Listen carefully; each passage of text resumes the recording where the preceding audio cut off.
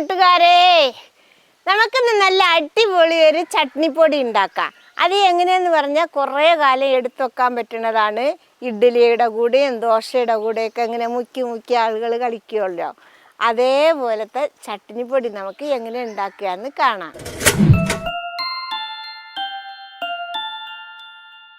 അതുണ്ടാക്കാൻ വേണ്ടിയിട്ട് നമ്മുടെ വീട്ടിലുള്ള സാധനങ്ങൾ മാത്രം മതിയാവും കേട്ടോ മക്കളെ. അതിനു വേണ്ടി ഇത് കണ്ടില്ലേ, നമ്മൾ റേഷൻ കടയിൽ നിന്നൊക്കെ വാങ്ങണ മട്ട അരിയാണ് 400 ഗ്രാം ഞാൻ എടുത്തിട്ടുള്ളത്. കണ്ടില്ലേ?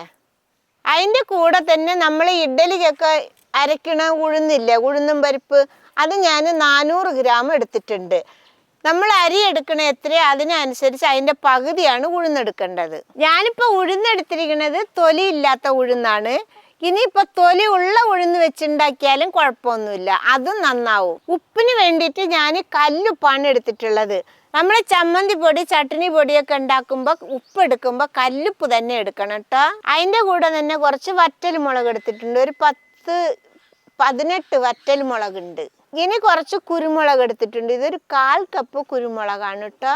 പിന്നെ 1.5 ടേബിൾ സ്പൂണ് ചെറിയ ജീരകം. ഇനി നമ്മുടെ കട്ടക്കായ ഇതാ ഒരു ചെറിയ കഷ്ണം എടുത്തിട്ടുണ്ട്. ഇനി കുറച്ച് കരിവേപ്പിലയും എടുത്തിട്ടുണ്ട്. കരിവേപ്പില എടുക്കുമ്പോൾ കുറച്ച് വേണമെങ്കിലും ചേർക്കാം, കൂടുതൽ വേണമെങ്കിലും ചേർക്കാം. അത് ചേർക്കുമ്പോൾ നമ്മളെ ടേസ്റ്റിനനുസരിച്ചിട്ടാണ് കരിവേപ്പില ചേർക്കുക. ഇനി നമുക്ക് അത് വറുക്കാൻ വേണ്ടിയിട്ട് ഒരു ചീനിച്ചട്ടി ചൂടാക്കി എടുക്കാം. ആദ്യം നമുക്ക് കട്ടിയുള്ളതായിട്ടുള്ള അരി നമുക്ക് വറുത്തെടുക്കാം.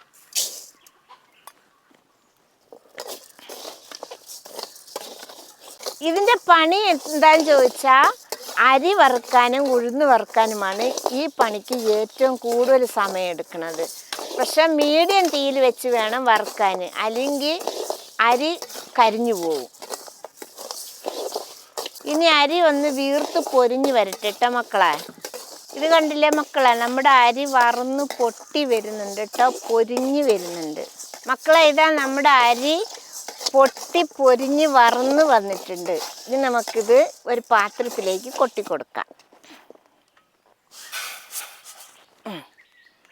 ഇനി അടുത്തതിടുന്നത് നമ്മുടെ ഉഴുന്നാണ് കേട്ടോ.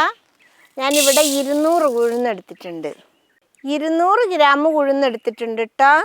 അത് നമുക്ക് ഒരു കളറാവണ വരെ വറുത്തെടുക്കാം.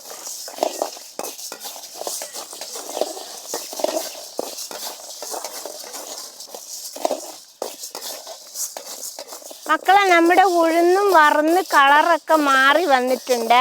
ഇതിനി നമുക്ക് എടുക്കാം. എടുത്ത് ഇതിൻ്റെ കൂടെ തന്നെ ഇട്ട് കൊടുക്കാം. ഇനി നമുക്ക് നമ്മുടെ കുരുമുളകൊന്ന് വറുത്തെടുക്കാം. ഇനിയുള്ള സാധനങ്ങൾ ടൈമൊന്നും എടുക്കില്ല കേട്ടോ, വേഗം വേഗം അങ്ങനെ ആയിക്കോളും. അങ്ങനെ നമ്മുടെ കുരുമുളകും വറന്ന് വന്നിട്ടുണ്ട്. ഇനി അതിൻ്റെ കൂടെ അതും ഇട്ട് കൊടുക്കാം. കുരുമുളക് കോരിയിടാം, അടിയിൽ പൊടിയുണ്ട്.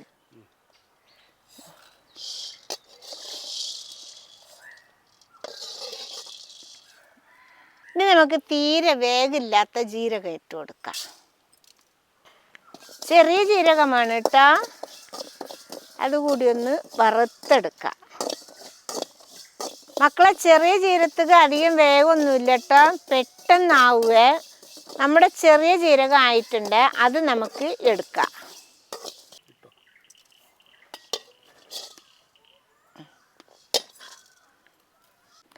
ഇനി നമുക്ക് നമ്മുടെ മുളകും കൂടി ഒന്ന് വറുത്തെടുക്കാം.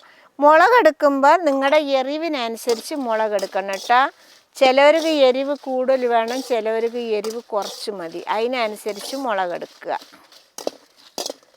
പിന്നെ കുരുമുളകും കൂട്ടിയിട്ടല്ലേ നമ്മൾ ഉണ്ടാക്കുന്നത്, അപ്പോൾ കുരുമുളകിലും എരിവുണ്ടാവുമല്ലോ. മക്കളെ, ഞാനിപ്പോൾ കുറച്ച് മുളകെടുത്തിട്ടുണ്ട്. ഇനി എരിവ് കൂടുതൽ വേണ്ടവർക്ക് കൂടുതൽ മുളകെടുക്കുക. നമ്മൾ കുരുമുളകും കൂടി ഇട്ടതല്ലേ, കുരുമുളകിലും എരിവുണ്ടാവുമല്ലോ. ഇനിയിപ്പോൾ നമ്മളെ വീട്ടിൽ കുട്ടികളും മക്കളൊക്കെ ഉണ്ടെങ്കിൽ എരിവ് കുറച്ചല്ലേ വേണ്ടിയുള്ളൂ. അപ്പോൾ എന്താ ചെയ്യണം, കുറച്ച് കാശ്മീർ മുളക് എടുത്താൽ മതി. അപ്പോൾ എന്തുണ്ട് വെച്ചിട്ടാ, ആവശ്യത്തിനുള്ള എരിവും കിട്ടും, ഇച്ചിരി കളറും കിട്ടും. ചട്നി ആയാലും ചമ്മന്തി ആയാലും അങ്ങനെ ചെയ്താൽ മതി. അങ്ങനെ നമ്മുടെ മുളകും വറന്ന് വീർത്ത് വന്നിട്ടുണ്ട്. അത് ഇനി നമുക്ക് എടുക്കാം.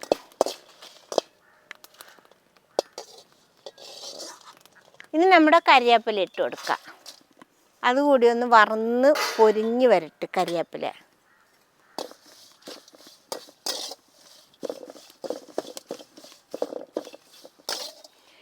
അങ്ങനെ മക്കളെ നമ്മുടെ കരിവേപ്പില നല്ല വറന്ന് വന്നിട്ടുണ്ട് കേട്ടോ. കരിവേപ്പിലയുടെ വേവ് നോക്കുമ്പോൾ ദാ ഇങ്ങനെ കൈ പിടിക്കുമ്പോൾ ചില്ലിന്ന് കേൾക്കണുണ്ടോ പൊടിന്ന്. ഇത് ഇനി നമുക്ക് എടുക്കാം. ഇനി നമുക്ക് ഈ കല്ലുപ്പൊന്ന് വറുത്തെടുക്കണം. ഇതിൻ്റെ കൂടെ തന്നെ ഞാൻ നമ്മുടെ കായം കൂടി ഇട്ട് കൊടുക്കുന്നുണ്ട് കേട്ടോ. നമുക്കിതും കൂടി ഒന്ന് കായങ്ങളൊക്കെ പൊരിഞ്ഞ് ഉപ്പൊക്കെ വെള്ളമൊക്കെ വറ്റി നല്ല പാകത്തിന് വരട്ടെ. അതുവരെ വറുത്തെടുക്കുക. നമ്മൾ ഉപ്പിടുമ്പോൾ പാകത്തിന് വേണം ഇട്ട് കൊടുക്കാൻ, എല്ലാതും ഇട്ട് കൊടുക്കരുത് കേട്ടോ. അങ്ങനെ നമ്മുടെ കായം ഉപ്പും വെന്ത് കഴിഞ്ഞ് കായത്തിൻ്റെ പൊടിയാണ് ദാ ഈ കാണുന്നത് കേട്ടോ മക്കളെ. ഇനി നമുക്കിത് എടുക്കാം. എടുത്ത് അതിലേക്ക് കൊട്ടാം.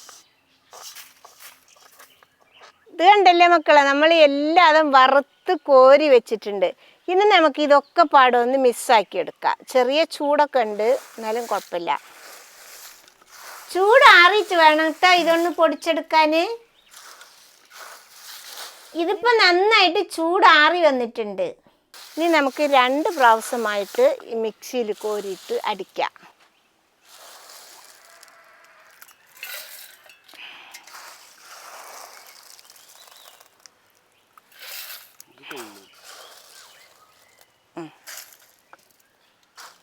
അങ്ങനെ നമ്മുടെ ചട്ടിനി പൊടി നല്ല സൂപ്പറായിട്ട് പൊടിച്ച് കൊണ്ടുവന്നിട്ടുണ്ട്. ഇത് കണ്ടില്ലേ മക്കളെ, നല്ല നൈസായിട്ട് പൊടിഞ്ഞിട്ടുണ്ട് കണ്ടില്ലേ. ഇത് നമുക്കിനി ഒരു പാത്രത്തിലേക്ക് കൊട്ടാം.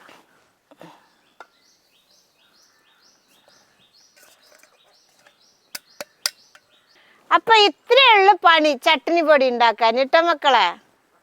ഇതാ എരിവൊക്കെ പാകണ്ടോ നോക്ക്. ഉപ്പ് എരിവൊക്കെ പാകണ്ട. ഉപ്പ് എരിവൊക്കെ പാകാട്ടോ. എരിവ് ലേശം കൂടി വേണമെങ്കിൽ കുറക്കാട്ടോ. എന്താ വെച്ചാൽ ഞങ്ങൾക്ക് ലേശം എരിവ് തിന്നുന്ന ആൾക്കാരാണ്. അപ്പോൾ ലേശം എരിവ് വേണമെങ്കിൽ കുറക്കാട്ടോ അമ്മ. അപ്പം അങ്ങനെ. അപ്പം ഇത് എല്ലാവരും ഒരു പ്രാവശ്യമെങ്കിലും ഉണ്ടാക്കി നോക്കണം. നമ്മൾ സ്കൂളിൽ പോകുന്ന കുട്ടികൾക്ക് ലഞ്ചൊക്കെ കൊടുത്തേക്കുമല്ലോ. അപ്പം ചട്നിയോ സാമ്പാറോ ഒക്കെ അല്ലേ ഉണ്ടാക്കുക. അപ്പം അതിന് ചിലവർക്ക് ടൈം ഉണ്ടായില്ല. അപ്പം ഇതിൽ ഒരു ഇച്ചിരി പൊടിയും കൂടി വെച്ച് കൊടുത്താൽ മക്കൾ അത് പിച്ച് തൊട്ട് തിന്നും. അതേപോലെ തന്നെ ദൂരത്ത് പഠിക്കാൻ പോണ മക്കൾ, ജോലിക്ക് പോണ മക്കളൊക്കെ ഇല്ലേ, അവർക്കൊക്കെ ഇത് ലീവിന് വന്ന് പോകുമ്പോൾ ഇതേപോലെ ഉണ്ടാക്കി ഒരു ബോട്ടിൽ അടച്ചു കൊടുത്തയച്ചാൽ അവർക്കും നല്ല ഹാപ്പി ആവും, സന്തോഷമാവും. അപ്പോൾ അതുകൊണ്ട് എല്ലാവരും ഉണ്ടാക്കണം. ഇഷ്ടപ്പെട്ടാൽ സബ്സ്ക്രൈബ് ചെയ്യുക, ലൈക്ക് ചെയ്യുക, കമൻറ്റ് ചെയ്യുക, ഷെയർ ചെയ്യുക. മക്കളെ ഫോളോ ചെയ്യാനും കൂടി മറക്കരുതേ.